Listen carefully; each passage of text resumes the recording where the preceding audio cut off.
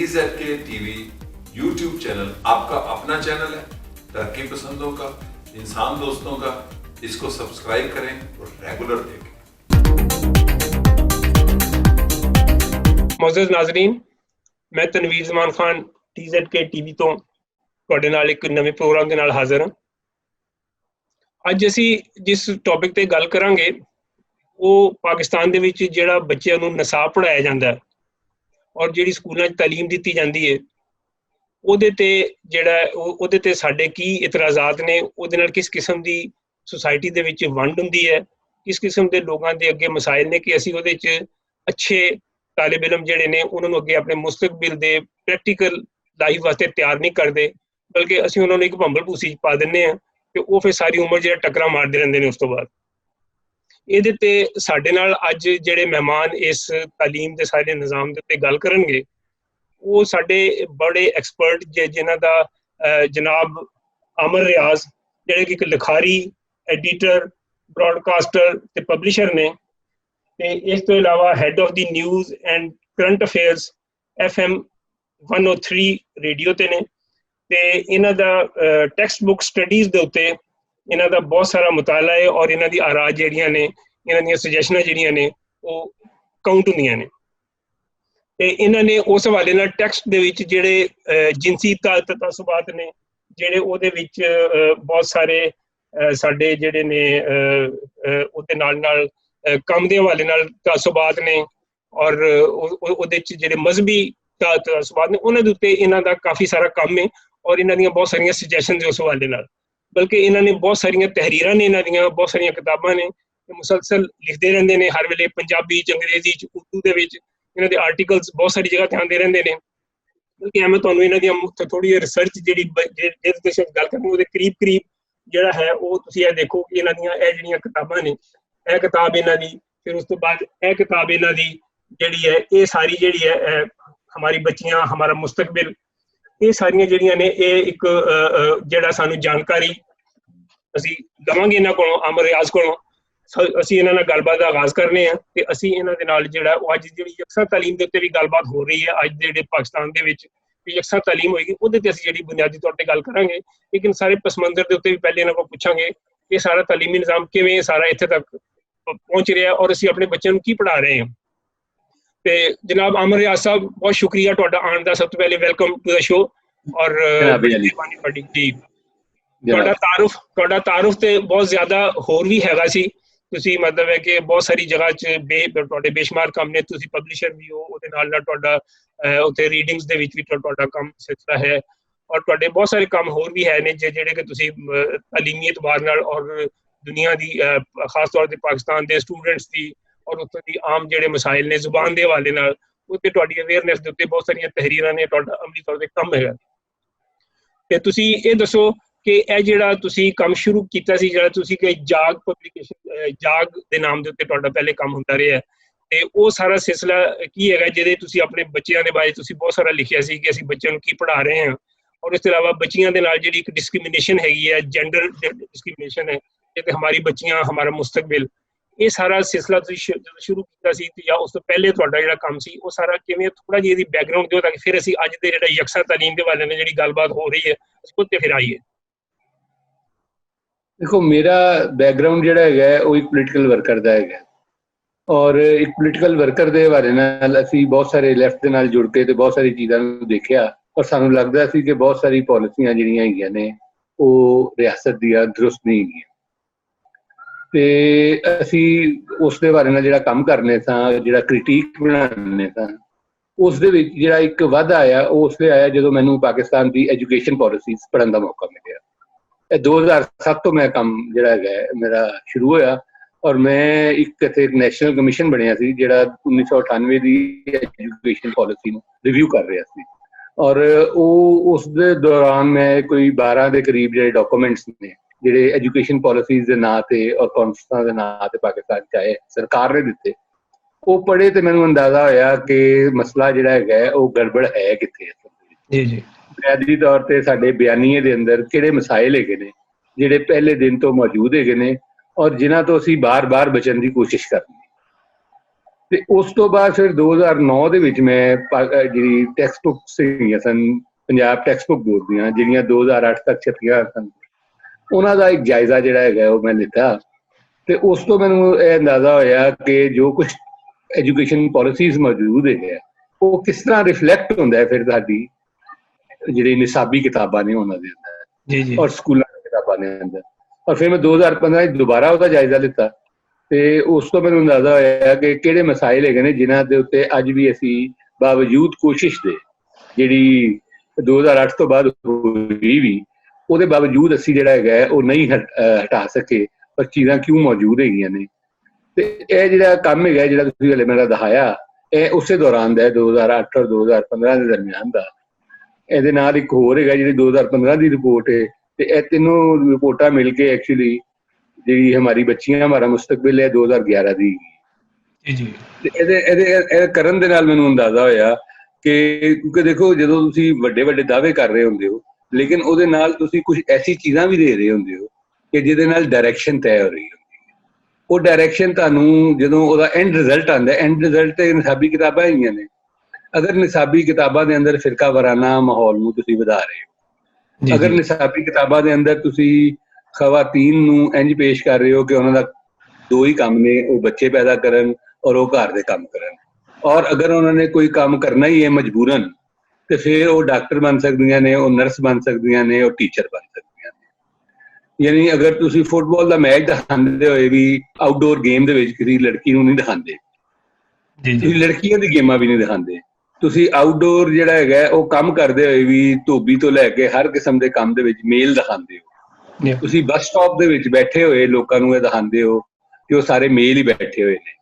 ਤੇ ਇਹ ਜਿਹੜੀ ਸੈਗਰੀਗੇਸ਼ਨ ਹੈ ਜਿਹੜੀ ਅਸੀਂ ਆਪਣੀ ਨਿਸਾਬੀ ਕਿਤਾਬਾਂ ਦੇ ਜ਼ਰੀਏ ਦਿੰਦੇ ਹਾਂ, ਤੇ ਉਹਦਾ ਨਤੀਜਾ ਇਹ ਨਿਕਲਦਾ ਹੈ ਕਿ ਬੱਚੇ ਔਰ ਬੱਚੀਆਂ ਦੋਨੋਂ ਇਹੀ ਸਮਝਦੇ ਨੇ ਕਿ ਔਰਤਾਂ ਦਾ ਕੰਮ ਜਿਹੜਾ ਹੈਗਾ ਉਹ ਬੱਚੇ ਪੈਦਾ ਕਰਨਾ ਔਰ ਸਿਰਫ ਜਿਹੜਾ ਹੈਗਾ ਘਰ ਨੂੰ ਸੰਭਾਲਣਾ। ਘਰ ਸੰਭਾਲਣਾ ਬਹੁਤ ਵੱਡਾ ਕੰਮ ਹੈ, ਇਹ ਨਹੀਂ, ਬੱਚੇ ਦੀ ਪਰਵਰਿਸ਼ ਕਰਨਾ ਬਹੁਤ ਵੱਡਾ ਕੰਮ ਹੈ, ਲੇਕਿਨ ਹਕੀਕਤ ਇਹ ਹੈ ਕਿ ਮੇਲ ਤੋਂ ਬਗੈਰ ਉਹ ਕਰ ਨਹੀਂ ਸਕਦੇ। ਉਹ ਤੇ ਦੋਨਾਂ ਦਾ ਕੰਮ ਹੈਗਾ, ਉਹ ਕਿਸੇ ਇੱਕ ਦਾ ਕੰਮ ਤੇ ਨਹੀਂ ਹੈਗਾ।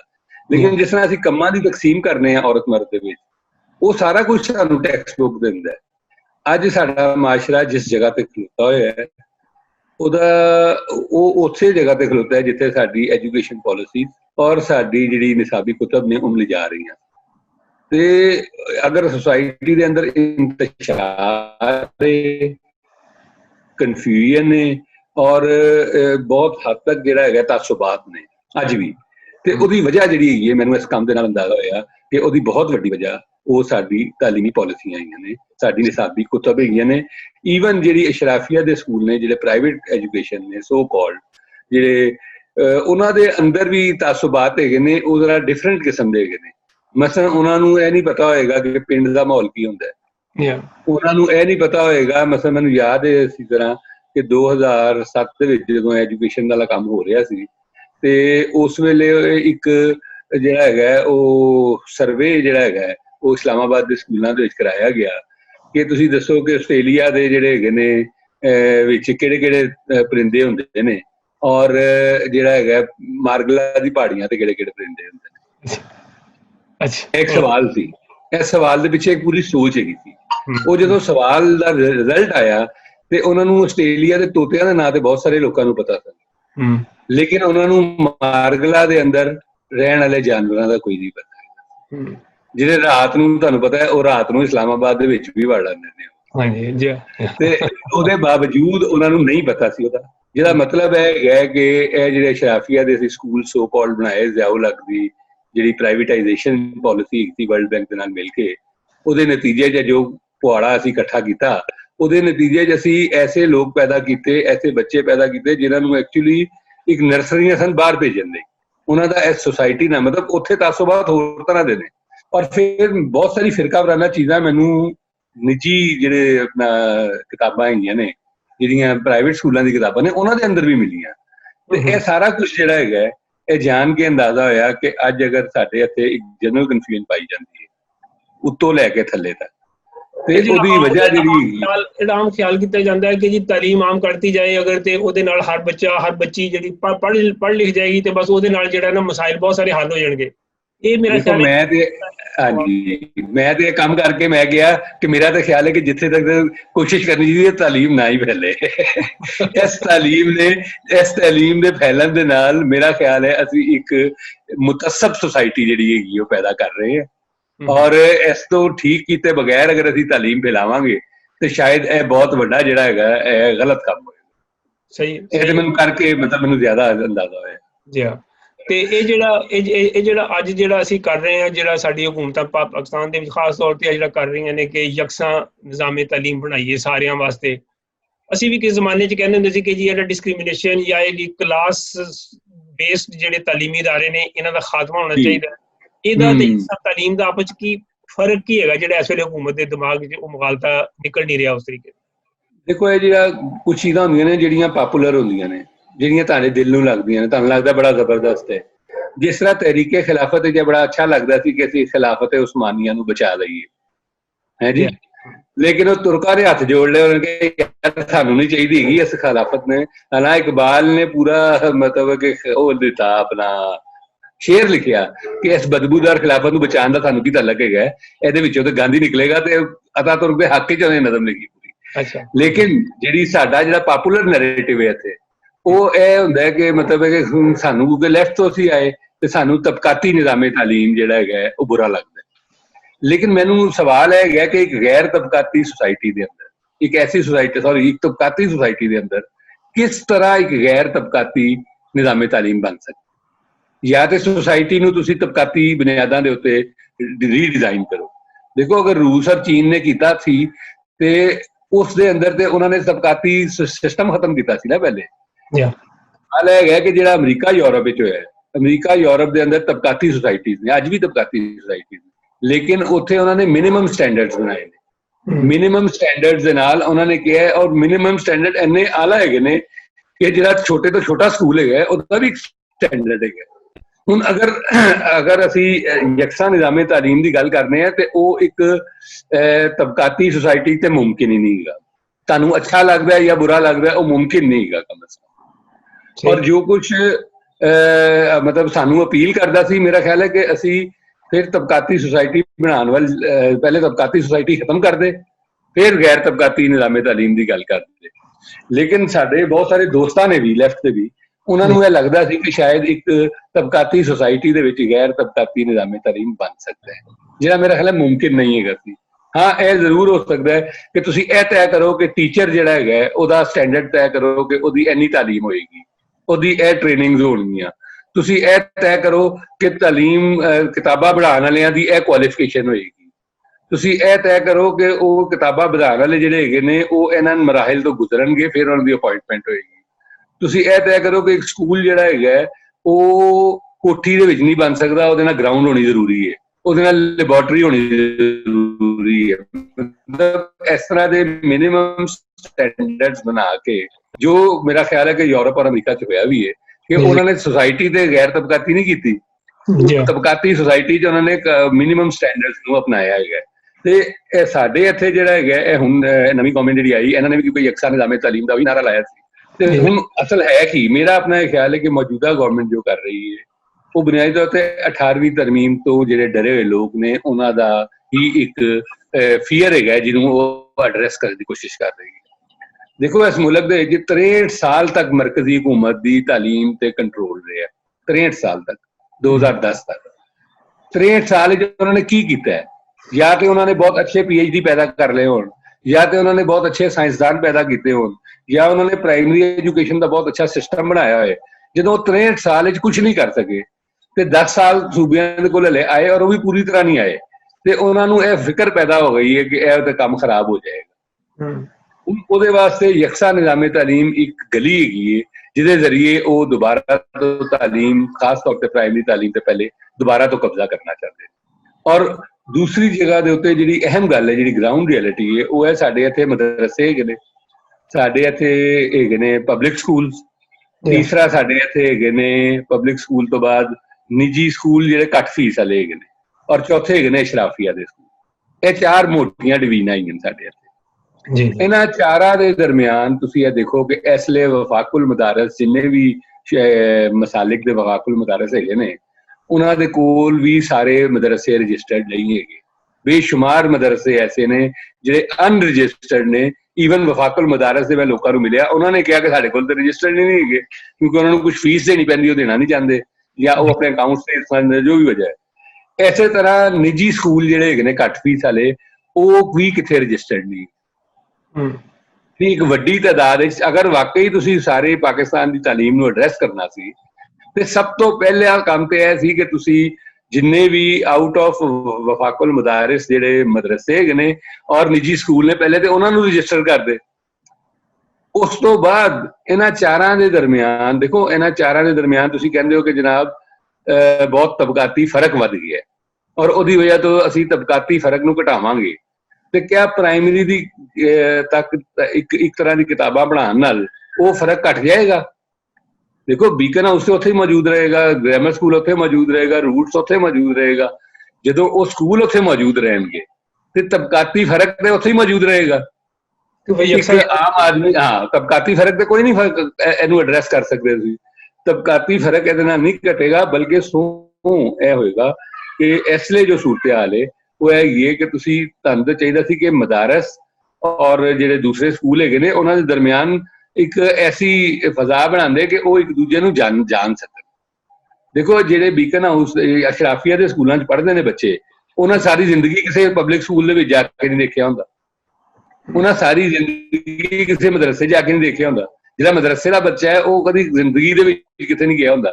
ਯਾਨੀ ਬਜਾਏ ਇਹਦੇ ਕਿ ਤੁਸੀਂ ਇਹਨਾਂ ਚਾਰਾਂ ਸਿਸਟਮ ਨੂੰ ਸਭ ਤੋਂ ਪਹਿਲੇ ਤੇ ਇਹ ਕਿ ਇਹਨੂੰ ਡਾਕੂਮੈਂਟ ਕਰਦੇ ਸਾਰੇ ਨੂੰ, ਉਸ ਤੋਂ ਬਾਅਦ ਤੁਸੀਂ ਇਹਨਾਂ ਦੇ ਦਰਮਿਆਨ ਸਾਂਝ ਪੈਦਾ ਕਰਨ ਵਾਸਤੇ ਇੱਕ ਦੂਜੇ ਨੂੰ ਆਪਸ ਦੇ ਵਿੱਚ ਨੇੜੇ ਲਿਆਂਦੇ। ਉਸ ਦੇ ਬਜਾਏ ਤੁਸੀਂ ਇਹ ਕੀਤਾ ਕਿ ਤੁਸੀਂ ਕਿਹਾ ਯਕਸਾਨੀਅਤ ਦੇ ਨਾਂ ਤੇ ਉੱਥੇ ਪਹਿਲੀ ਤੋਂ ਪੰਜਵੀਂ ਤੱਕ ਇੱਕੋ ਜਿਹੀਆਂ ਕਿਤਾਬਾਂ ਪੜ੍ਹਾਤੀਆਂ ਜਾਣ, ਔਰ ਉਹ ਇੱਕੋ ਜਿਹੀ ਕਿਤਾਬਾਂ ਦਾ ਵੀ ਇਹ ਸੂਰਤ ਹਾਲ ਹੈ ਕਿ ਮਰਕਜ਼ ਇੱਕੋ ਜਿਹੀ ਕਿਤਾਬਾਂ ਲਾ ਹੀ ਨਹੀਂ ਸਕਦਾ। ਮਰਕਜ਼ ਕੋਲ 18ਵੀਂ ਤਰਮੀਮ ਤੋਂ ਬਾਅਦ ਇਹ ਇਖਤਿਆਰ ਹੀ ਨਹੀਂ ਹੈਗਾ। ਉਹ ਮਾਡਲ ਕਿਤਾਬਾਂ ਬਣਾਉਣਗੇ ਔਰ ਸੂਬਿਆਂ ਦੇ ਹਵਾਲੇ ਕਰ ਦੇਣਗੇ। ਉਸ ਤੋਂ ਬਾਅਦ ਸੂਬਿਆਂ ਦੀ ਮਰਜ਼ੀ ਹੈ ਕਿ ਉਹ ਮਾਡਲ ਕਿਤਾਬਾਂ ਦੇ ਉੱਤੇ ਕਿਹੋ ਜਿਹਾ ਕੋਰਸ ਡਿਵੈਲਪ ਕਰਦੇ ਨੇ, ਔਰ ਫਿਰ ਉਹ ਅੱਗੇ ਯਾਨੀ ਇੱਕ ਕਨਫਿਊਜ਼ਨ ਦੇ ਵਿੱਚ ਔਰ ਇਹਦੇ ਵਿੱਚ ਮਜ਼ੀਦ ਇਜ਼ਾਫਾ ਹੋਏਗਾ, ਔਰ ਉਹਦੇ ਨਾਲ ਜਿਹੜਾ ਹੈਗਾ ਮਿਆਰ ਜਿਹੜਾ ਇਸ ਲਈ ਥੋੜਾ ਬਹੁਤ ਹੈਗਾ ਉਹ ਵੀ ਥੱਲੇ ਡਿੱਗ ਪਏਗਾ।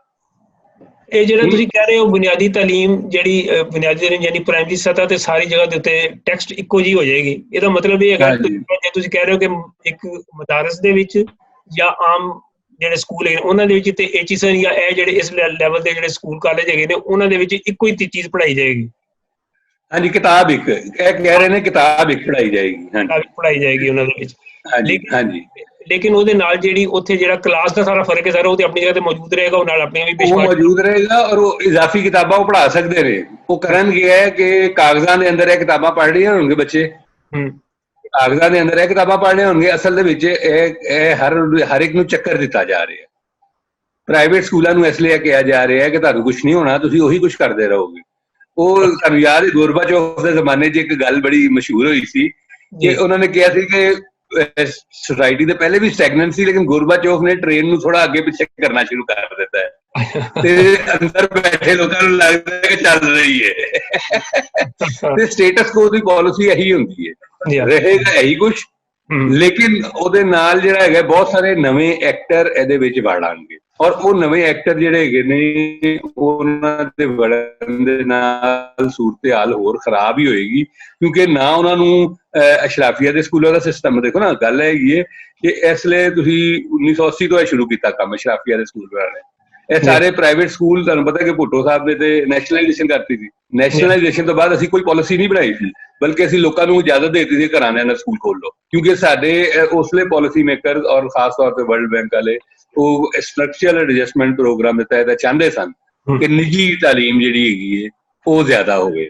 ਹੁਣ ਉਹ ਸਾਰੇ ਗੰਦ ਦੇ ਵਿੱਚੋਂ ਇਹ ਨਿਕਲਿਆ ਜਿਹਦੇ ਵਿੱਚ ਅਸੀਂ ਅੱਜ ਕੱਲ੍ਹ ਬੈਠੇ ਹੋਏ ਹਾਂ। ਤੇ ਇੱਕ ਪਾਸੇ ਜਿਹੜਾ ਹੈਗਾ ਇੱਕ ਐਸੇ ਸਕੂਲ ਹੈਗੇ ਨੇ ਜਿਹੜੇ 5 ਸਟਾਰ ਸਕੂਲ ਹੈਗੇ ਨੇ, ਕੁਝ ਸਕੂਲ ਤੇ ਇੱਥੇ ਪਾਕਿਸਤਾਨ ਦੇ ਵਿੱਚ ਮੌਜੂਦ ਨੇ ਜਿਹੜੇ ਡਾਲਰਾਂ ਦੇ ਵਿੱਚ ਔਰ ਪਾਉਂਡਾਂ 'ਚ ਫੀਸਾਂ ਲੈਂਦੇ ਨੇ, ਉਹ ਵੀ ਸਕੂਲ ਹੈਗੇ ਨੇ। ਕੁਝ A level O level system ਹੈਗੇ ਨੇ। ਐਜੂਕੇਸ਼ਨ ਦੇ ਫਿਰ ਇਮਤਿਹਾਨੀ ਸਿਸਟਮ ਵੱਖਰੇ ਵੱਖਰੇ ਨੇ। ਸਵਾਲ ਇਹ ਹੈ ਕਿ ਇਹਨੂੰ ਜੋ ਇਹ ਕਰ ਰਹੀ ਹੈ ਗਵਰਨਮੈਂਟ, ਇਹਦੇ ਨਾਲ ਕਿਸੇ ਵੀ ਸੂਰਤ ਦੇ ਅੰਦਰ ਉਹ ਸਿਸਟਮ ਜਿਹੜਾ ਹੈਗਾ ਉਹ ਬਦਲੇਗਾ ਨਹੀਂ, ਬਲਕਿ ਮਜ਼ੀਦ ਕਰਪਟ ਹੋਏਗਾ। ਮੇਰਾ ਆਪਣਾ ਇਹ ਗੱਲ ਠੀਕ। ਇਹਦੇ ਨਾਲ ਤੁਸੀਂ ਇਹ ਦੱਸੋ ਮੈਨੂੰ ਕਿ ਆਮ ਤੌਰ ਦੇ ਉੱਤੇ ਤਾਲੀਮੀ ਪਾਲਿਸੀ ਕੋਈ ਬਣਾਈ ਜਾਂਦੀ ਹੈ ਤੇ ਉਹ ਹਕੂਮਤਾਂ ਜਿਹੜੀਆਂ ਨੇ ਉਹ ਆਪਣੇ ਹਕੂਮਤ ਨੂੰ ਚਲਾਉਣ ਦੇ ਹਵਾਲੇ ਨਾਲ, ਸਾਡੇ ਜਿਹੜੇ ਪਾਕਿਸਤਾਨ 'ਚ ਜਿਹੜੀਆਂ ਖਸੂਸੀਅਤ ਬਣਦੀਆਂ ਨੇ ਉੱਥੇ ਕੋਈ ਲੌਂਗ ਟਰਮ ਪਾਲਿਸੀ ਨਹੀਂ ਬਣਾਉਂਦੇ, ਬਲਕਿ ਉਹ ਆਪਣੇ ਇਕਤਦਾਰ ਦਾ ਇੱਕ ਅਰਸਾ ਉਹਨੂੰ ਪੂਰਾ ਕਰਨ ਵਾਸਤੇ ਬਣਾਉਂਦੇ ਨੇ। ਉਹਦੇ ਵਿੱਚ ਹਰ ਤਰ੍ਹਾਂ ਦੀ ਡਿਸਕ੍ਰਿਮੀਨੇਸ਼ਨ ਵੀ ਉਹਦੇ 'ਚ ਲੁਕੀ ਹੋਈ ਹੁੰਦੀ ਹੈ, ਲੇਕਿਨ ਹੈ ਕਿ ਉਹ ਲੱਗਦਾ ਇੰਝ ਕਿ ਜਿਵੇਂ ਇੱਕ ਨਵੀਂ ਚੀਜ਼ ਆ ਰਹੀ ਹੈ। ਇਹ ਪਾਲਿਸੀਆਂ ਤੇ ਲੌਂਗ ਟਰਮ ਹੋਣੀਆਂ ਚਾਹੀਦੀਆਂ ਨੇ। ਅਸੀਂ ਹਰ 2-4 ਸਾਲ ਬਾਅਦ ਨਵੀਂ ਚੀਜ਼ਾਂ ਕਿਉਂ ਦੇਣ ਲੱਗ ਪੈਂਦੇ ਹਾਂ? ਇਹਦਾ ਥੋੜਾ ਜਿਹਾ ਦੱਸੋ, ਇਹਦੇ ਤੇ ਕੀ ਖਿਆਲ ਹੈ ਤੁਹਾਡਾ? ਦੇਖੋ, ਇਹ ਗੱਲ ਬਹੁਤ ਅਹਿਮ ਹੈਗੀ ਹੈ ਕਿ ਅਸੀਂ ਅਗਰ ਸਾਰੀ ਐਜੂਕੇਸ਼ਨ ਪਾਲਿਸੀ ਸਾਹਮਣੇ ਰੱਖੀਏ ਤੇ ਸਾਨੂੰ ਹਰ ਐਜੂਕੇਸ਼ਨ ਪਾਲਿਸੀ 'ਚ ਕੁਝ ਕਲੇਮਸ ਨਜ਼ਰ ਆਉਂਦੇ ਨੇ, ਲੇਕਿਨ ਅਗਲੀ ਐਜੂਕੇਸ਼ਨ ਪਾਲਿਸੀ ਦੇ ਵਿੱਚ ਇਸ ਗੱਲ ਨੂੰ ਭੁੱਲ ਕੇ ਕਿ ਪਹਿਲੇ ਕੀ ਕਲੇਮ ਕੀਤੇ ਸਨ, ਨਵੇਂ ਕਲੇਮ ਐਂਟਰ ਕਰ ਦਿੱਤੇ ਜਾਂਦੇ ਨੇ। ਔਰ ਇਹ ਤੁਸੀਂ 47 ਤੋਂ ਲੈ ਕੇ ਹੁਣ ਤੱਕ ਮੁਸਲਸਲ ਦੇਖਦੇ ਹੈਗੇ ਹੋ ਕਿ ਜਨਾਬ ਆਪਣਾ ਦਾਅਵੇ ਕੀਤੇ ਜਾਂਦੇ ਨੇ, ਕਿਉਂਕਿ ਮੌਜੂਦਾ ਗਵਰਨਮੈਂਟ ਨੇ ਇਹ ਦੱਸਣਾ ਹੁੰਦਾ ਹੈ ਕਿ ਅਸੀਂ ਬਹੁਤ ਕੁਝ ਕਰ ਰਹੇ ਹਾਂ। ਔਰ ਗੱਲ ਹੈ ਇਹ ਕਿ ਤੁਸੀਂ ਅਗਰ ਮੁਸਤਕਿਲ ਪਾਲਿਸੀ ਬਣਾਓਗੇ ਤੇ ਉਹਦੇ ਨਤੀਜੇ ਵੀ 10-20 ਸਾਲ ਤੋਂ ਬਾਅਦ ਨਿਕਲਣੇ ਸ਼ੁਰੂ ਹੁੰਦੇ ਨੇ। ਜਦੋਂ ਕਿ ਜਿਹੜੀ ਗਵਰਨਮੈਂਟਸ ਹੈਗੀਆਂ ਨੇ ਉਹ ਇਹ ਕਹਿਣਾ ਚਾਹੁੰਦੇ ਨੇ ਕਿ ਹਮਨੇ ਇਹ ਕੀ ਹੈ, ਉਹ ਹਮਨੇ ਇਹ ਕੀ ਹੈ ਦੇ ਚੱਕਰ ਦੇ ਵਿੱਚ ਹਰ ਚੀਜ਼ ਕੰਪਰੋਮਾਈਜ਼ ਹੋ ਜਾਂਦੀ ਹੈ। ਜਦੋਂ ਮੁਸ਼ਰਫ ਦੌਰ ਦੇ ਅੰਦਰ ਮੈਨੂੰ ਯਾਦ ਹੈ ਕਿ ਇੱਕ ਕਮਿਸ਼ਨ ਜਿਹਦਾ ਮੈਂ ਗੱਲ ਕਰ ਰਿਹਾ ਬਣਿਆ ਸੀ, ਤੇ ਉਸ ਵੇਲੇ ਉਸ ਕਮਿਸ਼ਨ ਦੇ ਜਵੇਦ ਹਸਨ ਅਲੀ ਹੈਗੇ ਸਨ, ਤੇ ਉਹਨਾਂ ਨੇ ਵੀ ਔਰ ਉਹਨਾਂ ਨੇ ਕਿਹਾ ਕਿ ਮੈਂ ਪਰਵੇਜ਼ ਮੁਸ਼ਰਫ ਨੂੰ ਇਹ ਗੱਲ ਕਹੀ ਕਿ ਅਗਰ ਐਜੂਕੇਸ਼ਨ ਪਾਲਿਸੀ ਵਾਕਈ ਤੁਸੀਂ ਬਦਲਣਾ ਚਾਹੁੰਦੇ ਹੋ ਸਾਰੀ ਚੀਜ਼ਾਂ ਨੂੰ, ਤੇ ਸਾਰਿਆਂ ਨੂੰ ਬੁਲਾਓ, ਕੰਸੈਂਸਸ ਕਰੋ। ਪੀਪਲ ਪਾਰਟੀ ਐਸਨ ਇਕਬਾਲ ਔਰ ਇਤਜ਼ਾਜ਼ ਹਸਨ ਨਾਲ ਉਹਨਾਂ ਨੇ ਗੱਲ ਵੀ ਕਰ ਲਈ ਕਿ ਇਹ ਸਾਰਿਆਂ ਨੂੰ ਬੁਲਾਓ ਔਰ ਬੁਲਾ ਕੇ ਤਾਂ ਕਿ ਕੰਸੈਂਸਸ ਨਾ ਬਣੇ, ਤਾਂ ਕਿ ਮੁਸਤਕਿਲ ਚੱਲਦੀ ਰਹੇ। ਲੇਕਿਨ ਕਿਉਂਕਿ ਉਹਦੀ ਤਰਜੀਹ ਆਤੇ ਸਨ ਕਿ ਨੂਨ ਲੀਗ ਔਰ ਪੀਪਲ ਪਾਰਟੀ ਤੋਂ ਬਗੈਰ ਪਾਕਿਸਤਾਨ ਨੂੰ ਚਲਾਉਣਾ ਹੈਗਾ, ਤੇ ਜ਼ਾਹਿਰ ਹੈ ਉਹਨੇ ਨਹੀਂ ਬੁਲਾਇਆ, ਉਹਨੇ ਇਨਕਾਰ ਕਰਤਾ ਉਸ। ਤੇ ਸਾਡੇ ਇੱਥੇ ਜਦੋਂ ਅਵਲ ਤੇ ਕੰਸੈਂਸਸ ਨਾਲ ਕੋਈ ਰਿਫਾਰਮਸ ਹੁੰਦੀਆਂ ਨਹੀਂ। ਤੁਸੀਂ ਦੇਖੋਗੇ ਅਯੂਬ ਖਾਨ ਦੇ ਦੌਰ ਦੇ ਵਿੱਚ ਇੱਕ ਬਹੁਤ ਅੱਛੀ ਪਾਲਿਸੀ ਬਣੀ ਸੀ ਜਿਹਨੂੰ ਸ਼ਰੀਫ ਕਮਿਸ਼ਨ ਕਿਹਾ ਜਾਂਦਾ ਹੈ। ਉਹਦੇ ਵਿੱਚ ਬਹੁਤ ਸਾਰੀ ਚੀਜ਼ਾਂ ਬਿਹਤਰ ਹੈਗੀਆਂ ਸਨ, ਗੋ ਕਿ ਸਾਡੇ ਲੈਫਟ ਨੂੰ ਪਸੰਦ ਨਹੀਂ ਆਈ ਸੀ, ਲੇਕਿਨ ਉਹਦੇ ਅੰਦਰ ਬਹੁਤ ਸਾਰੀ ਅੱਛੀ ਚੀਜ਼ਾਂ ਸਨ, ਮੈਂ ਪੜ੍ਹੀਆਂ ਉਹ ਚੀਜ਼ਾਂ, ਲੇਕਿਨ ਉਹ ਵੀ ਨਹੀਂ ਚੱਲੀ। ਉਹਦੀ ਵਜ੍ਹਾ ਇਹ ਸੀ ਕਿ ਉਹਨੇ ਵੀ ਸਿਆਸਤਦਾਨਾਂ ਦੇ ਨਾਲ ਮਿਲ ਕੇ ਨਹੀਂ ਬਣਾਈ। ਰਿਫਾਰਮ ਏਜੰਡਾ ਜਿਹੜਾ ਹੈਗਾ ਉਹ ਸਾਡੇ ਡੋਨਰਸ ਨੂੰ ਔਰ ਸਾਡੇ ਹੁਕਮਰਾਨਾਂ ਨੂੰ ਇਹ ਗੱਲ ਸਮਝਣੀ ਪਏਗੀ, ਰਿਫਾਰਮ ਏਜੰਡਾ ਬਗੈਰ ਪੋਲੀਟੀਕਲ ਸਪੋਰਟ ਦੇ, ਪੋਲੀਟੀਕਲ ਵਿਲ ਦੇ ਉਹ ਨਹੀਂ ਅੱਗੇ ਆ ਸਕਦਾ। ਲੇਕਿਨ ਸਾਡੇ ਇੱਥੇ ਅਮੂਮਨ ਰਿਫਾਰਮ ਜਿਹੜੀਆਂ ਹੈਗੀਆਂ ਨੇ ਉਹ ਇੰਝ ਹੀ ਕੀਤੀ ਜਾਂਦੀਆਂ ਨੇ ਕਿ ਉਹ ਹੁਕਮਨ ਹੁੰਦੀਆਂ ਨੇ ਔਰ ਫਿਰ ਅਗਲੀ ਹਕੂਮਤ ਆ ਕੇ ਉਹਨੂੰ ਖਤਮ ਕਰ ਦਿੰਦੀ ਹੈ। ਇਹ ਬਹੁਤ ਵੱਡਾ ਇੱਕ ਡਰਾਬੈਕ ਹੈਗਾ ਪਾਕਿਸਤਾਨ ਦੀ ਗਵਰਨੈਂਸ ਦਾ, ਜਿਹੜੇ 73 ਸਾਲਾਂ ਦੀ ਗਵਰਨੈਂਸ ਹੈਗੀ ਉਹਦਾ। ਇਹ ਜਿਹੜੀ ਸਾਡੀ ਮਦਰਸਿਆਂ ਦੇ ਵਿੱਚ ਤਾਲੀਮ ਦਿੱਤੀ ਜਾਂਦੀ ਹੈ, ਆਮ ਤੌਰ ਤੇ ਸਾਰੇ ਇੱਕ ਜਿਹੜਾ ਮਦਰਸਾ ਹੈ, ਮਦਰਸਾ ਇੱਕ ਪੁਰਾਣਾ ਤਰਜ਼ੇ ਤਾਲੀਮ ਹੈਗਾ ਸੀ। ਜਦੋਂ ਲੋਕ ਮਸਜਿਦਾਂ 'ਚ, ਦਰਗਾਹਾਂ 'ਚ ਦਰੂਦ ਜਾ ਕੇ ਪੜ੍ਹਦੇ ਜਾਂ ਪ੍ਰਾਈਵੇਟਲੀ ਕਿਸੇ ਕੋਲ ਜਾ ਕੇ ਪੜ੍ਹਦੇ ਸਨ, ਤੇ ਉਹ ਵੀ ਅੱਜ ਤੱਕ ਰਾਇਜ ਹੈ। ਉਹਦੇ ਵਿੱਚ ਜਿਹੜੀ ਇਸ ਵੇਲੇ ਤਾਲੀਮ ਦਿੱਤੀ ਜਾਂਦੀ ਉਹਦੇ 'ਚ ਅੱਜ ਦੀਆਂ ਮਾਡਰਨ ਜਿਹੜੀਆਂ ਸਾਡੀਆਂ ਐਜੂਕੇਸ਼ਨ ਹੈਗੀਆਂ ਨੇ, ਸਾਡੀ ਜਿਹੜੀ ਟੀਚਿੰਗ ਹੈ, ਟ੍ਰੇਨਿੰਗ ਹੈ, ਉਹਦਾ ਤੇ ਸਿਲਸਿਲਾ ਉਹਦੇ ਨਾ ਉੱਥੇ ਉਹ ਲੈਬਸ ਹੈਗੀਆਂ ਨੇ, ਨਾ ਉੱਥੇ ਉਹ ਮਾਡਰਨ ਕਿਤਾਬਾਂ ਪੜ੍ਹਾਈਆਂ ਨੇ, ਨਾ ਉਹ ਪੜ੍ਹਾਉਣ ਵਾਲੇ ਮੌਜੂਦ ਨੇ। ਉਹ ਮਤਲਬ ਹੈ ਉਹਦੇ ਵਿੱਚ ਜਿਹੜਾ ਸਾਰਾ ਬੜਾ ਇੱਕ ਬੈਕਵਰਡ ਤਰੀਕਾਕਾਰ ਹੈ।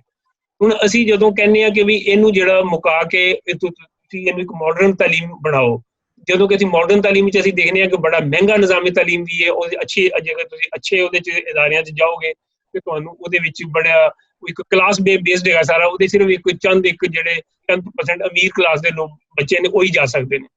ਤੇ ਇਹ ਫਰਕ ਨੂੰ ਮਿਟਾਉਣ ਦਾ ਕੀ ਤਰੀਕਾਕਾਰ ਹੋ ਸਕਦਾ ਹੈ ਕਿ ਅਸੀਂ ਮਦਰਸਿਆਂ ਦੇ ਬੱਚੇ ਜਿਹੜੇ ਨੇ ਉਹਨਾਂ ਨੂੰ ਮਦਰਸਿਆਂ ਦੀ ਬਜਾਏ ਉਹ ਵੀ ਇੱਕ ਪੂਰੇ ਇਸੇ ਨਿਜ਼ਾਮੇ ਤਾਲੀਮ ਦਾ ਹਿੱਸਾ ਹੋਣ, ਨਾ ਕਿ ਉਹਨਾਂ ਨੂੰ ਮਦਰਸਿਆਂ ਦਾ ਕਿਹਾ ਜਾਏ ਕਿ ਉਹ ਮਸਜਿਦਾਂ ਦੇ ਨਾਲ ਜ਼ਿਆਦਾ ਅਟੈਚ ਹੋਣ, ਬਲਕਿ ਤਾਲੀਮ ਹਾਸਲ ਕਰਨ ਬਾਹਰ ਆ ਕੇ। ਇਹਦੇ ਬਾਰੇ ਤੁਸੀਂ ਕੀ ਕਹਿੰਦੇ ਹੋ ਕਿ ਮਦਰਸਿਆਂ ਦਾ ਦੇਖੋ ਜਿਹੜਾ ਮਿਆਰੇ ਤਾਲੀਮ ਹੈਗਾ ਨਾ, ਮਿਆਰੇ ਤਾਲੀਮ ਦੇ ਹਵਾਲੇ ਨਾਲ ਸਾਡੇ ਮਦਰਸੇ, ਸਾਡੇ ਘੱਟ ਫੀਸ ਵਾਲੇ ਅੰਗਰੇਜ਼ੀ ਮੀਡੀਅਮ ਸਕੂਲ ਜਿਹੜੇ ਅਕਸਰੀਅਤ 'ਚ ਹੈਗੇ ਨੇ, ਔਰ ਸਾਡੇ ਜਿਹੜੇ ਪਬਲਿਕ ਸਕੂਲ ਨੇ, ਉਹਨਾਂ ਤਿੰਨਾਂ ਦੇ ਅੰਦਰ ਮਿਆਰ ਜਿਹੜਾ ਹੈਗਾ ਉਹ ਬਹੁਤ ਬੁਰਾ ਹੈਗਾ, ਬਹੁਤ ਬੁਰਾ। ਜਿਹੜੀ ਪਬਲਿਕ ਸਕੂਲ ਦਾ ਇੱਕ ਜ਼ਮਾਨੇ 'ਚ ਅੱਛਾ ਹੁੰਦਾ ਸੀ, ਕਦੀ ਸੈਂਟਰਲ ਮਾਡਲ ਦਾ ਨਾਂ ਹੁੰਦਾ ਸੀ, ਗਵਰਨਮੈਂਟ ਕਾਲਜ ਦਾ ਨਾਂ ਹੁੰਦਾ ਸੀ, ਹੁਣ ਬਹੁਤ ਬੁਰਾ ਹੈਗਾ। ਔਰ ਉਹਦੀ ਵਜ੍ਹਾ ਹੈਗੀ ਹੈ, ਉਹਦੀ ਵਜ੍ਹਾ ਹੈ ਕਿ ਇਲਮ ਦਾ ਤਾਲੁਕ ਜਿਹੜਾ ਹੈਗਾ ਉਹ ਨੌਕਰੀ ਨਾਲ ਬਣ ਗਿਆ। ਉਹ ਇਲਮ ਦੇ ਨਾਲ ਨਹੀਂ, ਤਾਲੀਮ ਦਾ ਮਤਲਬ ਜਿਹੜਾ ਕਨੈਕਸ਼ਨ ਹੈਗਾ ਉਹ ਐਜੂਕੇਸ਼ਨ ਦਾ ਕਨੈਕਸ਼ਨ ਜਿਹੜਾ ਉਹ ਨੌਕਰੀ ਨਾਲ ਬਣ ਗਿਆ, ਉਹ ਬੁਨਿਆਦੀ ਤੌਰ ਤੇ ਇਲਮ ਦੇ ਨਾਲ ਨਹੀਂ। ਔਰ ਫਿਰ ਇਹ ਹੈ ਕਿ ਅਸੀਂ ਖਾਸ ਤੌਰ ਤੇ ਅੰਗਰੇਜ਼ਾਂ ਦੇ ਆਉਣ ਤੋਂ ਪਹਿਲੇ ਇੱਥੇ ਪਾਠਸ਼ਾਲਾਵਾਂ ਦੇ ਵਿੱਚ ਮੰਦਿਰਾਂ ਦੇ ਨਾਲ ਸਕੂਲ ਬਣੇ ਹੁੰਦੇ ਸਨ, ਇੱਥੇ ਖਾਨਕਾਵਾਂ ਦੇ ਨਾਲ ਬਣੇ ਹੁੰਦੇ ਸਨ, ਇੱਥੇ ਗੁਰਦੁਆਰਿਆਂ ਨਾਲ ਬਣੇ ਹੁੰਦੇ ਸਨ, ਔਰ ਦੂਜੇ ਸਕੂਲ ਵੀ ਹੁੰਦੇ ਹਨ, ਜਿਹਦਾ ਲਾਈਟਨਰ ਨੇ ਆਪਣੀ ਤਹਿਕੀਕ ਦੇ ਵਿੱਚ 1882 ਦੀ ਰਿਪੋਰਟ ਵਿੱਚ ਬੜਾ ਤਫਸੀਲੀ ਜ਼ਿਕਰ ਕੀਤਾ ਹੈ। ਉਸ ਸਿਸਟਮ ਤੋਂ ਜਦੋਂ ਅੰਗਰੇਜ਼ੀ ਸਿਸਟਮ ਬਣਿਆ ਤੇ ਉਸਨਾਂ ਨੇ ਕਤਨ ਇਹ ਪਰਵਾਹ ਨਹੀਂ ਕੀਤੀ ਕਿ ਪੁਰਾਣਾ ਸਿਸਟਮ ਨੂੰ ਅਸੀਂ ਨਾਲ ਲੈ ਕੇ ਚੱਲੀਏ। ਲਾਈਟਨਰ ਦੀ ਸਾਰੀ ਖੂਕ ਹੀ ਹੈ ਕਿ ਉਹ ਕਹਿ ਰਹੇ ਕਿ ਇਹ ਪੁਰਾਣਾ ਇੰਨਾ ਵੱਡਾ ਸਿਸਟਮ ਹੈਗਾ, ਇਹਨੂੰ ਨਾਲ ਲਵੋ ਤੇ ਫਿਰ ਨया ਬਣਾਓ ਤੇ ਚੱਲੇਗਾ। ਉਹਨਾਂ ਨਹੀਂ ਬਣਾਇਆ। ਉਹ ਵੀ ਤੇ ਮਤਲਬ ਹੈ ਕਿ ਜ਼ਾਹਿਰ ਹੈ ਉਹ ਮੁਸ਼ਰਫ ਦੇ ਵੱਡੇ ਭਰਾ ਸਨ ਤੇ ਉਹਨਾਂ ਨੇ ਜਿਹੜਾ ਹੈਗਾ ਉਹ ਸਾਰਾ ਹੀ ਕੁਝ ਜਿਹੜਾ ਹੈਗਾ ਉਹ ਲਪੇਟ ਕੇ ਉਹਨਾਂ ਨੇ ਨਵਾਂ ਸਿਸਟਮ ਬਣਾਇਆ। ਅੱਛਾ ਜੀ, ਹੁਣ ਉਹ ਨਵਾਂ ਸਿਸਟਮ ਬਣ ਗਿਆ। ਤੁਸੀਂ ਦੇਖੋ ਕਿ ਪਾਕਿਸਤਾਨ ਬਣਨ ਤੋਂ ਬਾਅਦ 1953 ਦੇ ਵਿੱਚ ਇੱਕ ਪ੍ਰੋਜੈਕਟ ਬਣਿਆ ਕਿ ਮਦਾਰਿਸ ਨੂੰ ਮਾਡਰਨ ਐਜੂਕੇਸ਼ਨ ਦੇ ਮੁਤਾਬਿਕ ਚਲਾਉਣ ਵਾਸਤੇ ਸਾਇੰਸ, ਰਿਆਜ਼ੀ ਔਰ ਇੰਗਲਿਸ਼ ਉਹਨਾਂ ਦੀ ਪੜ੍ਹਾਈ ਹੈ। 5 ਸਾਲ ਉਹ ਪ੍ਰੋਜੈਕਟ ਚੱਲਿਆ, ਉਹਨੂੰ ਨਿਊ ਮਦਰਸਾ ਸਕੀਮ ਕਹਿੰਦੇ ਨੇ। ਉਹ ਚੱਲਿਆ ਸਿਰਫ ਈਸਟ ਪਾਕਿਸਤਾਨ ਵਿੱਚ ਔਰ 5 ਸਾਲ ਦੇ ਵਿੱਚ ਉੱਥੇ 5000 ਮਦਰਸਾ ਜਿਹੜਾ ਹੈਗਾ ਉਹ ਕਨਵਰਟ ਹੋਇਆ। ਉਹ ਸਕੂਲਾਂ ਦੀ ਡਿਗਰੀਆਂ ਦੇ ਮਤਲਬ ਉਹਨਾਂ ਦੇ ਬੱਚਿਆਂ ਨੂੰ ਫਿਰ ਮੈਟ੍ਰਿਕ ਦੀ ਸਨਅਤ ਮਿਲਦੀ ਸੀ। ਮੈਂ ਜਦੋਂ 2008 ਚ ਗਿਆ ਉੱਥੇ ਬੰਗਲਾਦੇਸ਼ ਤੇ ਮੈਂ ਉਹ ਨਿਊ ਮਦਰਸਾ ਸਕੀਮ ਦੇ 2 ਸਕੂਲਾਂ ਦੇ ਵਿੱਚ ਵੀ ਗਿਆ, ਜਿਨ੍ਹਾਂ ਨੇ ਮੈਨੂੰ ਦੱਸਿਆ ਕਿ ਕਿਸ ਤਰ੍ਹਾਂ ਅਸੀਂ ਕਨਵਰਟ ਰਹੇ। ਉਸ ਐਫਰਟ ਨੂੰ ਕਦੀ ਪਾਕਿਸਤਾਨ ਦੇ ਵਿੱਚ ਗੱਲ ਵੀ ਨਹੀਂ ਕੀਤੀ ਗਈ ਕਿ ਇਹ ਐਫਰਟ ਜਿਹੜੀ ਹੈ ਪਾਕਿਸਤਾਨ ਦੀ ਪੋਲੀਟੀਕਲ ਗਵਰਨਮੈਂਟਸ ਨੇ ਕੀਤੀ। ਅੱਛਾ, ਹੁਣ ਸਾਡੇ ਇੱਥੇ ਇੱਕ ਖਾਸ ਮਾਹੌਲ ਦੇ ਵਿੱਚ ਅਫਗਾਨ ਜਹਾਦ ਤੋਂ ਬਾਅਦ, ਜਦੋਂ ਰਿਆਸਤ ਨੇ ਅਫਗਾਨ ਜਹਾਦ ਕਰਕੇ ਮਾਲ ਕਮਾ ਕੇ ਸਾਰਾ ਕੁਝ ਕਰ ਲਿਆ, ਉਸ ਤੋਂ ਬਾਅਦ ਇਹ ਕਿਹਾ ਗਿਆ ਕਿ ਜੀ हमने मदरसों को ठीक करना। ਇਹ ਨਹੀਂ ਕਿਹਾ ਗਿਆ ਕਿ ਪਹਿਲੇ ਮੁਜਾਹਿਦੀਨ ਅਸੀਂ ਅਮਰੀਕਾ ਨੇ ਯੂਰਪ ਨੇ ਮਿਲ ਕੇ ਬਣਾਏ ਸਨ ਰੂਸ ਨੂੰ ਢਾਹਣ ਵਾਸਤੇ। ਜੇ ਇਹ ਕਹਿੰਦੇ ਤੇ ਇਹ ਗੱਲ ਫਿਰ ਸਮਝ ਆ ਜਾਂਦੀ। ਹੁਣ ਇਹ ਜਿਹੜੀ ਪੋਲੀਟੀਕਲ ਮੋਟੀਵੇਟਡ ਕੰਮ ਹੈਗੇ ਨੇ ਜਿਹੜੇ 2009 ਜਾਂ 11 ਤੋਂ ਬਾਅਦ ਹੋਏ, ਇਹਨਾਂ ਦੀ ਸਾਡੀ ਸੁਸਾਇਟੀ ਦੇ ਵਿੱਚ ਕੋਈ ਸੇ ਨਹੀਂ। ਉਹਦੀ ਵਜ੍ਹਾ ਤੋਂ ਇਹ ਹੋਰ ਇੱਕ ਸਿਆਸੀ ਮਸਲਾ ਬਣ ਗਿਆ ਔਰ ਇੱਕ ਮੁਤਨਾਜ਼ਿਆ ਮਸਲਾ ਬਣ ਗਿਆ। ਸਵਾਲ ਹੈਗਾ ਕਿ ਅਸੀਂ ਅੱਜ ਵੀ ਆਪਣੀ ਅਸੈਂਬਲੀਆਂ 'ਚ ਬੈਠ ਕੇ ਅਗਰ ਆਪਣੇ ਐਜੂਕੇਸ਼ਨ ਦੇ ਉੱਤੇ 4 ਸੈਸ਼ਨ ਕਰੀਏ ਤੇ ਸਾਨੂੰ ਇਹ ਨਹੀਂ ਹੈਗਾ ਕਿ ਲੋਕਾਂ ਨੂੰ ਪਤਾ ਨਹੀਂ ਹੈਗਾ ਤੇ ਅਸੀਂ ਇਹ ਰਸਤਾ ਕੱਢ ਸਕਦੇ ਹਾਂ ਕਿ ਸਾਨੂੰ ਕਿਸ ਤਰ੍ਹਾਂ ਠੀਕ ਕਰਨਾ ਹੈਗਾ। ਮਦਾਰਸ ਨੂੰ ਵੀ ਨਾਲ ਬਿਠਾਇਆ ਜਾ ਸਕਦਾ, ਉਹਨਾਂ ਨੂੰ ਵੀ ਨਾਲ ਬਿਠਾਇਆ ਜਾ ਸਕਦਾ, ਲੇਕਿਨ ਸਵਾਲ ਹੈਗਾ ਕਿ ਉਹਦੇ ਵਾਸਤੇ ਸਭ ਨੂੰ ਨਾਲ ਬਿਠਾਣਾ ਪਏਗਾ। ਉਹਦੇ ਵਾਸਤੇ ਫਿਰ ਇਹ ਨਹੀਂ ਹੈ ਕਿ ਹਮਾਰੀ ਹਕੂਮਤ ਨੇ ਇਹ ਕੀਤਾ। ਉਹ ਗੱਲ ਉਹੀ ਹੈ ਜਿਹੜੀ ਤੁਸੀਂ ਪਹਿਲੇ ਵੀ ਕੀਤੀ ਹੈ ਕਿ ਉਹਦੇ ਵਾਸਤੇ ਫਿਰ ਲੌਂਗ ਟਰਮ ਪਾਲਿਸੀ ਬਣਾਉਣੀ ਪਏਗੀ। ਉਹ ਬਣਾਉਣ ਵਾਸਤੇ ਇੱਥੇ ਕੋਈ ਤਿਆਰ ਨਹੀਂ ਹੈਗਾ। ਉਹ ਕਦੀ ਕਿਸੇ ਨੂੰ ਕਦੀ ਮਦਾਰਸ ਨੂੰ ਇੰਨੇ ਪੈਸੇ ਦੇ ਦਿਓ, ਕਦੀ ਫਲਾਣ ਨੂੰ ਇੰਨੇ ਪੈਸੇ ਦੇ ਦਿਓ। ਇਹਨਾਂ ਚੀਜ਼ਾਂ ਦੇ ਨਾਲ, ਇਹ ਡੰਗ ਟਪਾਊ ਪਾਲਿਸੀਆਂ ਦੇ ਨਾਲ ਇਹ ਮਸਲਾ ਹੱਲ ਨਹੀਂ ਹੋਏਗਾ। ਸਹੀ ਹਾਂਜੀ, ਔਰ ਇਸ ਲਈ ਸੂਰਤ ਹਾਲ ਹੈ ਕਿ ਜਿੰਨੀ ਸਟੱਡੀਜ਼ ਆ ਰਹੀਆਂ ਨੇ ਉਹ ਕਹਿ ਰਹੀਆਂ ਨੇ ਕਿ ਪਾਕਿਸਤਾਨ ਦੇ ਪਬਲਿਕ ਸਕੂਲ ਔਰ ਘੱਟ ਜਿਹੜੇ ਫੀਸ ਵਾਲੇ ਸਕੂਲ ਨੇ ਉਹਨਾਂ ਚੋਂ ਨਿਕਲੇ ਹੋਏ ਬੱਚੇ ਵੀ ਕੋਈ ਇੱਕ ਜ਼ਬਾਨ ਨਹੀਂ ਜਾਣਦੇ। ਪੰਜਾਬੀ ਅਸੀਂ ਵੈਸੇ ਕੱਢਦੀ, ਮਾਦਰੀ ਜ਼ਬਾਨਾਂ ਨੂੰ ਸਾਨੂੰ ਵੈਸੇ ਹੀ ਸਾਡੇ ਨੈਸ਼ਨਲ ਨੈਰੇਟਿਵ ਦੇ ਵਿੱਚ ਫਿੱਟ ਨਹੀਂ ਆਉਂਦੀਆਂ। ਲੈਂਗੁਏਜ ਤੇ ਅਸੀਂ ਵੈਸੇ ਗੱਲ ਕਰਾਂਗੇ। ਦੂਸਰੀ ਜਿਹੜੀ ਬਹੁਤ ਅਹਿਮ ਮਸਲਾ ਹੈਗਾ ਮਤਲਬ ਕਿ ਇੰਗਲਿਸ਼ ਔਰ ਉਰਦੂ ਦਾ। ਉਰਦੂ ਅਸੀਂ ਅੰਗਰੇਜ਼ੀ ਦੇ ਵਿੱਚ ਸਭ ਕੁਝ ਚੱਲ ਰਿਹਾ, ਤਰੱਕੀ ਦਾ ਸਾਰਾ ਮਿਆਰ ਅੰਗਰੇਜ਼ੀ 'ਚ ਹੈਗਾ ਤੇ ਉਹਦੇ ਨਤੀਜੇ ਦੇ ਵਿੱਚ ਨਾ ਉਹਨਾਂ ਨੂੰ ਉਰਦੂ ਆਉਂਦੀ ਹੈ, ਨਾ ਅੰਗਰੇਜ਼ੀ ਆਉਂਦੀ ਹੈ, ਨਾ ਪੰਜਾਬੀ ਵੈਸੇ ਛੱਡਦੀ ਉਹਨਾਂ ਨੇ। ਤੇ ਤੁਸੀਂ ਦੇਖ ਲਓ ਕਿ ਇਸ ਵੇਲੇ ਬੱਚਿਆਂ ਦਾ ਕੀ ਸਮੱਸਿਆ ਆ ਰਹੀ।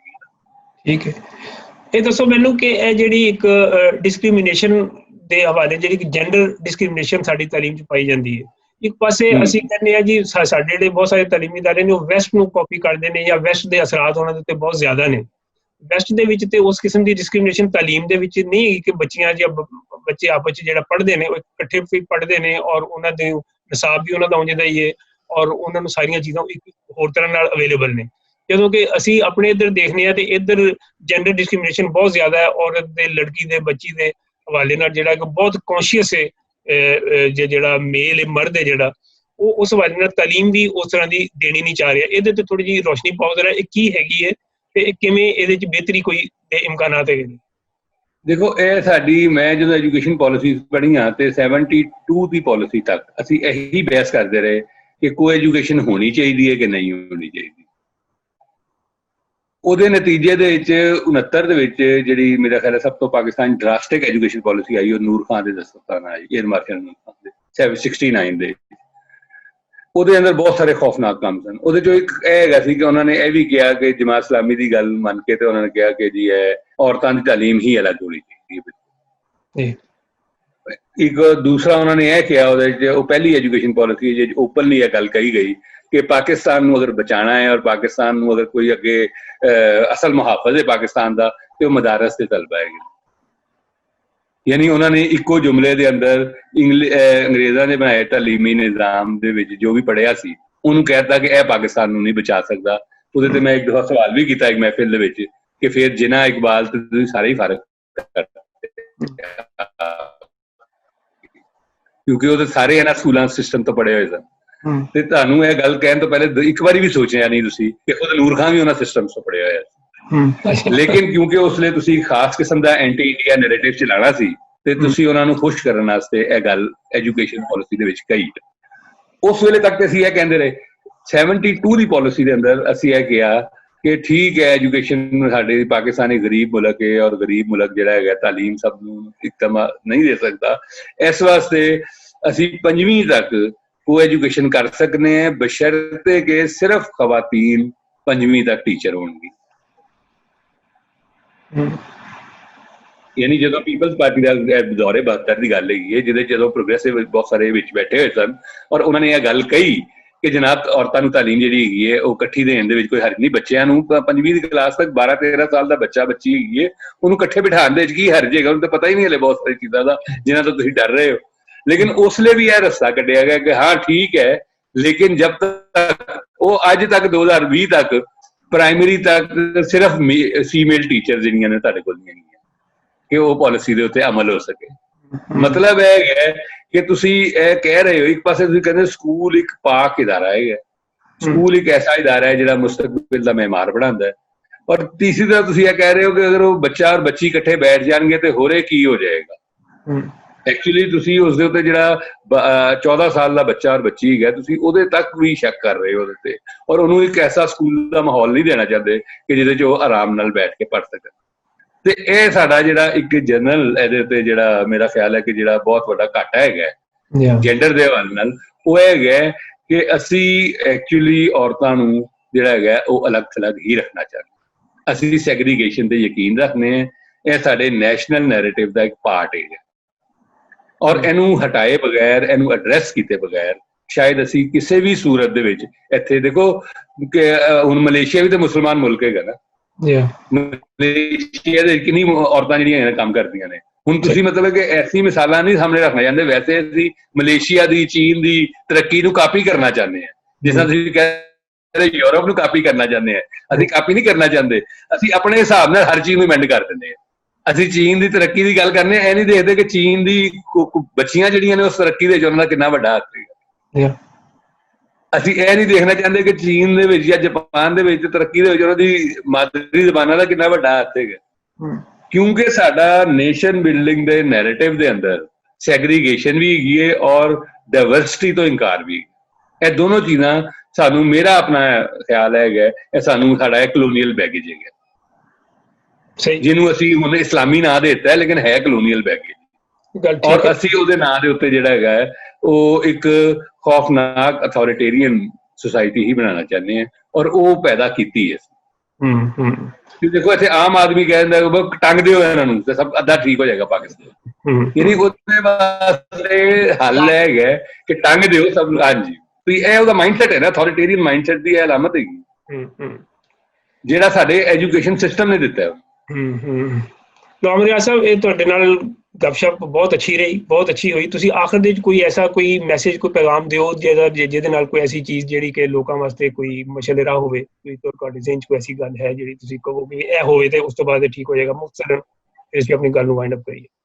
देखो वो तो मेरा अपना यह ख्याल है कि सानू अगर असी यह करिए कि अपने सिर्फ यह तहिया कर लीए कि असी हेट स्पीच खत्म करनी है, हेट स्पीच असी अगर खत्म करनी है और असी जेंडर बाइसिस जिहड़े हैगे ने उन्हां नूं खत्म करना है, कुछ ना करिए या दो काम कर लईए ते साडी अद्धी चीज़ां जिहड़ियां हैगियां ने वो बेहतर होण वल तुर पैणगी। बहुत अच्छी गल है, बहुत अच्छी गल है। नौम रियाज़ साहब, तुहाडे नाल बहुत अच्छी गलबात रही, बड़ी फ्रूटफुल, बड़ी मालूमाती, बहुत ही इलमी। ਤੇ ਅਸੀਂ ਤੁਹਾਡੇ ਨਾਲ ਫੇਰ ਵੀ ਆਇੰਦਾ ਕਿਸੇ ਫਿਊਚਰ ਦੇ ਵਿੱਚ ਕਿਸੇ ਅੱਛੇ ਪ੍ਰੋਗਰਾਮ ਦੇ ਨਾਲ ਖਾਸ ਸਾਡੀ ਇਸ ਜਿਹੜਾ ਤੁਹਾਡਾ ਰਿਸਰਚ ਵਰਕ ਅਸੀਂ ਤੇ ਫਾਇਦਾ ਲਵਾਂਗੇ ਔਰ ਲੋਕਾਂ ਤੱਕ ਇਹ ਸਾਰੀ ਇਲਮ ਦੀਆਂ ਗੱਲਾਂ ਪਹੁੰਚਾਵਾਂਗੇ। ਬਹੁਤ ਸ਼ੁਕਰੀਆ, ਬੜੀ ਮਿਹਰਬਾਨੀ, ਥੈਂਕ ਯੂ। अस्सलाम वालेकुम। TZ के टीवी यूट्यूब चैनल तनवीर ज़मान खान का यूट्यूब चैनल है जहां पर आप मुख्तलिफ मौज़ूआत पर तरक्की पसंद और रोशन ख्याल नुक्ता नज़र जान सकते हैं। इसे सब्सक्राइब कीजिए और चैनल को सपोर्ट कीजिए।